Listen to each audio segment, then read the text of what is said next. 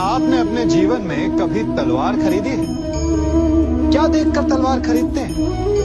उसकी मयान देखकर या उसकी धार देखकर?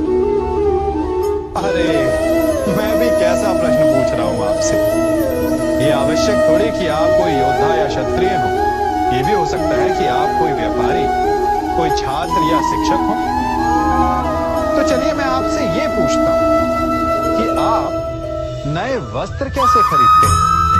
क्या उसका रंग रूप देखकर खरीदते हैं या उसकी गुणवत्ता देखकर? गुणवत्ता देखकर, है ना?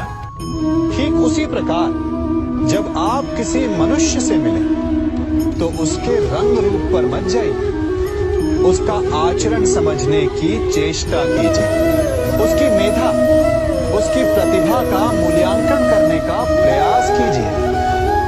आपका जीवन बहुत ही सरल हो जाएगा। आप सब ने अपने जीवन में एक कहावत तो सुनी ही होगी कि एक चुप 100 को हराए। सुनी है ना? और इसीलिए कई बार हम जीवन में चुप रहते हैं, मौन रह जाते हैं, क्योंकि ये सत्य कि एक मूर्ख के लिए मौन रहने से अधिक श्रेयस्कर उत्तर और कुछ भी नहीं हो सकता। परंतु क्या जीवन में सदैव मौन रहना, सदैव चुप रहना क्या उचित होता है? नहीं। जहां पाप का बल बढ़ रहा, जहां छल हो रहा, वहां मौन रहने से अधिक गंभीर अपराध और कुछ नहीं हो सकता। मौन रहकर कदाचित आप समस्या से बच जाएं, परंतु आप संसार को समस्याओं में उलझा देते हैं। इतिहास साक्षी है कि पापियों के उद्दंडता ने संसार को इतनी हानि नहीं पहुंचाई जितना कि सज्जनों के मौन ने पहुंचाई। यदि कोई मूर्ख बोल रहा है तो मौन रहना उचित है, परंतु यदि कहीं अपराध हो रहा, छल हो रहा है, तो उठिए और विरोध कीजिए, क्योंकि आप भले ही न सही, परंतु आपकी आने वाली पीढ़ी इस पाप के दंड को अवश्य सहेगी। जीवन में सफल कौन नहीं होना चाहता? पद में, प्रतिष्ठा में आकाश जैसी ऊंचाई किसे नहीं चाहिए? स्थिरता में भूमि जैसी दृढ़ता किसे नहीं चाहिए? सभी को चाहिए। परंतु सफलता का पुष्प अपने साथ अहंकार का कांटा भी लाता है। सफलता आपको आनंद देती, उपलब्धि आपको गर्व देती, और फिर यही आनंद धीरे धीरे अहंकार में परिवर्तित हो जाता है, फिर अतिक्रमण और अंततः अन्याय में। और यहीं से सफलता का नाश प्रारंभ हो जाता है। यदि आप चाहते हैं कि आपकी सफलता लोगों की दृष्टि में सम्मान बनकर रहे, लोगों के मन में शूल बनकर नहीं, तो ये आप वृक्ष से सीखिए। फलों से लदने के पश्चात वो झुक जाता है। उसी प्रकार सफलता मिलने पर विनम्रता अधिक आवश्यक है। और जीवन में अधिक सफलता पाने के लिए या पाने पर और अधिक विनम्र हो जाना चाहिए। संसार का सबसे बड़ा पाप क्या है? असत्य बोलना, हत्या कर देना, चोरी करना या किसी का अपमान करना। संसार का सबसे बड़ा पाप है किसी निर्बल को सताना, और संसार का सबसे बड़ा दंड भी उस निर्बल के मुख से निकली हाय है। आप देख रहे हैं मैं क्या कर रहा हूं? मैं लौ पिघला रहा हूं, और ये लौ पिघलता है इस चमड़ी की बनी धूंधी से निकली हवा से।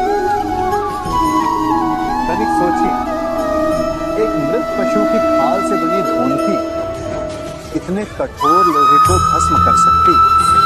ठीक उसी प्रकार आप चाहे जितने भी शक्तिशाली क्यों ना हो, यदि आपने किसी निर्दोष, किसी निर्बल को सताया, तो उसके मन से निकली हाय और उसका श्राप आपके जीवन को भस्म कर सकता है। मनुष्य भी बड़ा विचित्र प्राणी है। अपनों से नीचे के स्तर के लोगों को वो हे दृष्टि से देखता है, उनका उपहास उड़ाता है, उनसे बार बार कहता है कि तुम्हारा कुछ नहीं हो सकता, तुम भविष्य में कुछ नहीं कर पाओगे। जब मनुष्य के पास धन, संपत्ति, मान होता है तो वो दूसरों का आदर नहीं करता, परंतु वो एक बात भूल जाता है कि उससे भी अधिक शक्तिशाली कोई अस्तित्व में है, और वो है समय। काल काल अपना चक्र कब बदलेगा ये कोई नहीं जानता। समय अपनी करवट कब लेगा ये कोई नहीं जानता। कोयला भी समय के साथ साथ हीरे में परिवर्तित हो जाता है। इसलिए जीवन में कभी भी किसी का भी उपहास नहीं उड़ाना चाहिए।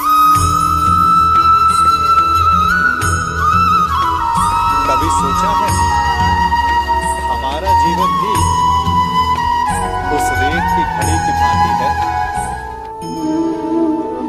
जो रेत नीचे गिर चुकी है वो हमारा अतीत, जो अब भी ऊपर है वो हमारा आने वाला भविष्य, और वर्तमान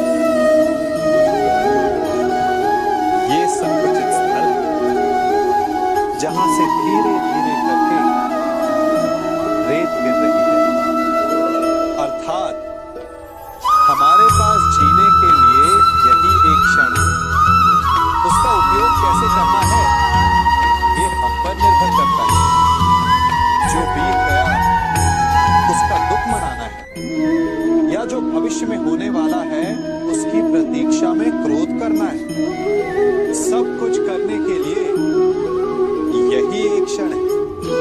प्रसन्न रहना है तो उसके लिए भी यही एक पल है। प्रतीक्षा करते रहोगे तो ये पल भी भूतकाल में बदल जाएगा। इसलिए आनंद के लिए, परोपकार के लिए प्रतीक्षा ना कीजिए। आपके पास जो पल उनका भरपूर सदुपयोग कीजिए, क्योंकि इस घड़ी को पलटकर आप फिर से समय अवश्य गिन सकते हैं, परंतु अपना बीता हुआ समय आप वापस नहीं लौटा पाएंगे। हम सब अपनों की, अपने मित्रों की, परायों की सहायता करते हैं, परंतु हम सब के मन में एक व्यथा रह जाती है कि वो हमारा उपकार है कि उसने हमें सम्मान नहीं दिया, कि समय पड़ने पर उसने हमारी सहायता नहीं की। होता है ना ऐसा? अब प्रश्न ये उठता है कि क्या हमें उपकार भुला देना चाहिए या नहीं? और उत्तर ही दो है, हाँ भी और ना भी। हमें दूसरों पर किए गए उपकार को भुला देना चाहिए, परंतु यदि किसी ने हम पर उपकार किया है तो उसे नहीं भुलाना चाहिए। यदि दूसरों पर किए उपकार भुला दिए तो अपेक्षा नहीं रहेगी। अपेक्षा नहीं रहेगी तो वो टूटेगी नहीं, मन कुंठित नहीं होगा। और स्वयं पर किए गए उपकार को स्मरण रखा तो उसे चुकाने के लिए सदा तत्पर रहे। उपकार करने वाले के कृतज्ञ रहे, तब भी मन प्रसन्न रहेगा। और यदि हम सभी ऐसा करने लगे तो सबके मन को संतोष। प्रत्येक मनुष्य सफलता पाने के लिए कार्य करता है। कुछ सफल होते हैं, कुछ नहीं होते, और जो सफल नहीं होते वो सदा अपनी असफलता का कारण या तो अपनी परिस्थितियों को बताते हैं या अपने सहयोगियों को दोषी ठहराते हैं। परंतु क्या वास्तविकता में ऐसा ही होता है? क्या कोई परिस्थिति या कोई व्यक्ति किसी की असफलता का कारण बन सकते हैं? उत्तर हाँ भी है और ना भी। कैसे? आप इस तितली को देख रहे हैं, आपने एक पक्षी को भी